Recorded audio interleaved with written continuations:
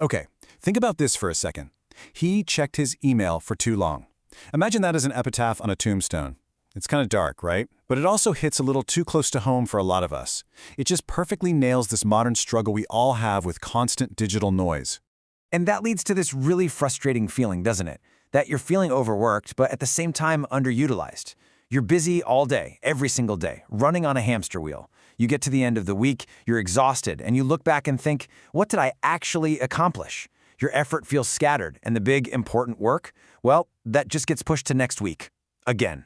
Well, if that feeling is familiar, then you're in the right place. In this explainer, we're going to dive into what's called the Essentialist's Toolkit. It's all about this idea of doing less so you can actually achieve more. It's a practical guide for getting back in control, especially in those high-pressure environments like so many of us in the IT world find ourselves in. So here's our roadmap for today. First, we'll diagnose the overload problem. Then we'll talk about building an essentialist mindset. After that, we'll get practical. Finding your win, learning the power of saying no, how to lead your teams this way, and finally, how to sustain your focus for the long haul. All right, let's dive right in. You can't really solve a problem until you truly understand it. So why is it that doing everything so often just leads to feeling completely burned out and totally ineffective? Well, it often comes down to this trap called learned helplessness. It's that psychological state where you feel like you have no control over your work, that your efforts don't really matter. And this leads to one of two reactions. Some people just give up, they check out and disengage. But others, they do the complete opposite. They become hyperactive, trying to do everything just to feel like they're in control. And that's the real danger. That second reaction, saying yes to every little thing, it feels super productive in the moment, doesn't it? But really, it just pulls you deeper and deeper into a negative feedback loop of busyness, and you never get to make real progress on what actually matters. You just get stuck. So, if getting stuck in that loop is the problem, how do we get unstuck? Well, the answer isn't in some new productivity app or a better calendar. It's a fundamental shift in how you think. It's moving from how can I do more to the disciplined pursuit of less. And you can really see the difference here. The non-essentialist, their mindset is, I have to do it all. They're always asking, how can I fit everything in? But the essentialist, they think less, but better.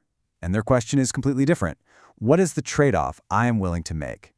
It's really the difference between a life of reaction and a life of intention. There's this great Zen parable about the empty cup that fits perfectly here. You can't pour new knowledge or tea into a cup that's already full. It's the same with our minds. You can't adopt this new philosophy if your mind is already overflowing with that old habit of more is better. You have to be willing to empty the cup first. Okay, so how do we actually start? How do you put this into practice, day to day, moment to moment? It all starts with one simple but incredibly powerful question. You constantly ask yourself when. What's important now? Let's make this real. Say you're leading a critical system migration. Instead of trying to fix every tiny bug and add every nice-to-have feature, you ask when. Your plan is to focus on the 20% of tasks, like core data integrity and user authentication, that deliver 80% of the results. You do only that. Then you check, is the core system stable? And you act or adjust based on that real-world data, not on the noise of every new feature request. Now, once you know your win, the next crucial skill is protecting that focus. And that means you have to get comfortable with saying no. To do that, you have to recognize the commitment traps that pressure us all into saying yes.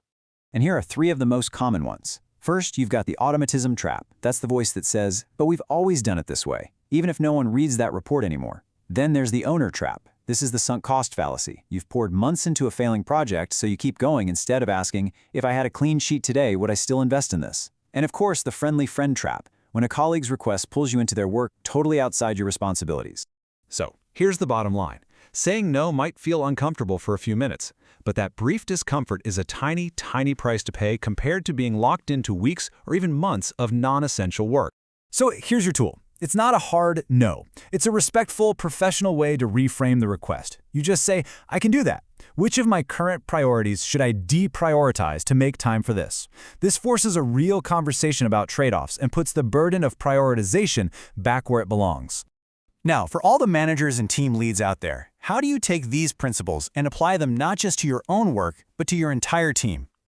I love this quote from Jack Dorsey. He says, to think like a film editor.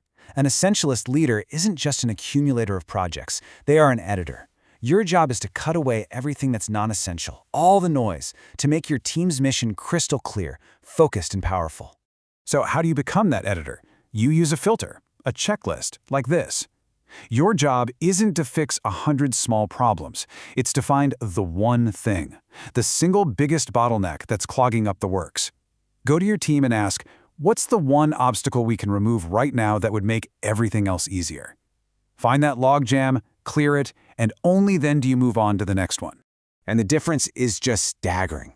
A non-essentialist leader creates a vague strategy, and you get a demotivated team moving an inch in a million directions. But the essentialist leader, they define a clear, singular purpose.